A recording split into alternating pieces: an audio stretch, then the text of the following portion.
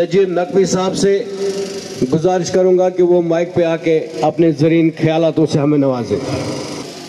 دلی والوں نے ایک نئی جماعت بنائی۔ ارے ہمیں کیا سنا رہے ہو؟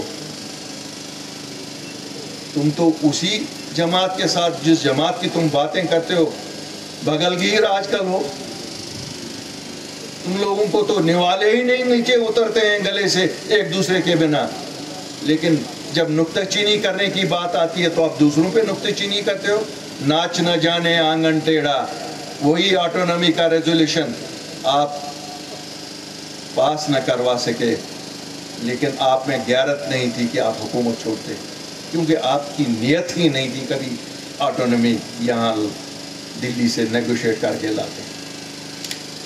آپ اگر نیگوشیٹ کرتے تھے نیشنل کانفرنس والوں، آپ اپنی حکومت نیگوشیٹ کرتے تھے۔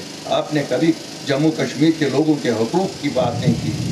آپ نے جب بھی بات کی تو بلیک میلنگ دلی کو اس لیے ہوتی تھی کہ ہمیں کیا دو دے وہ۔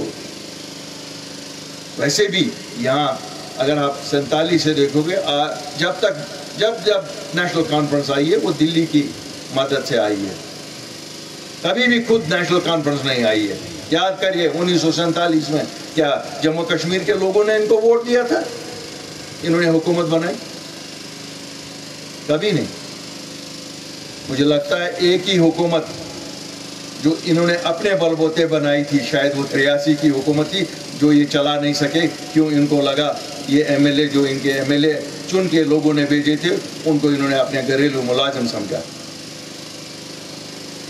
1987 میں راجیو گاندھی کی مہربانی سے بنی تھی، اور اس حکومت کا خمیازہ ہم آج تک اٹھا رہے ہیں۔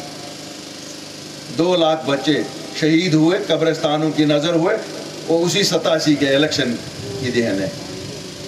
کیا لٹ گئے ہیں ہم جموں کشمیر کے لوگ، اور جو کچھ آپ نے باقی رکھا تھا وہ 5 اگست 2019 کو بھاجپا نے دیا۔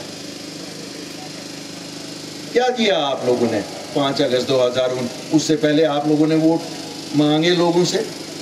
2 مہینے پہلے الیکشن جو ہوا تھا، ہم سب نے، میں نے بھی نیشنل کانفرنس کے لیے اپنے ساتھیوں کو بولا ووٹ دے دو، کیوں؟ یہ کہہ رہے تھے 370 اور 35 کو بچائیں گے۔ بچایا آپ نے؟ آپ نے تو غیرت کرسی چھوڑنے تک کی نہیں ہوئی، ابھی بھی اس وظیفے پہ ابھی چل رہے ہو۔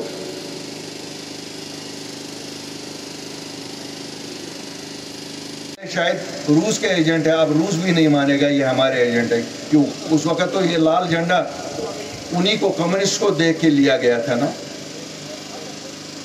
لیکن اس لال جھنڈے کے پیچھے کشمیریوں کا خون ہے، اس کا رنگ اگر لال ہے تو مجھے لگتا ہے یہ عکاسی کشمیریوں کے خون کی کرتا ہے، جو انہوں نے بہایا، اتنا بہایا کہ شاید اب یہ دریا بھی اور خون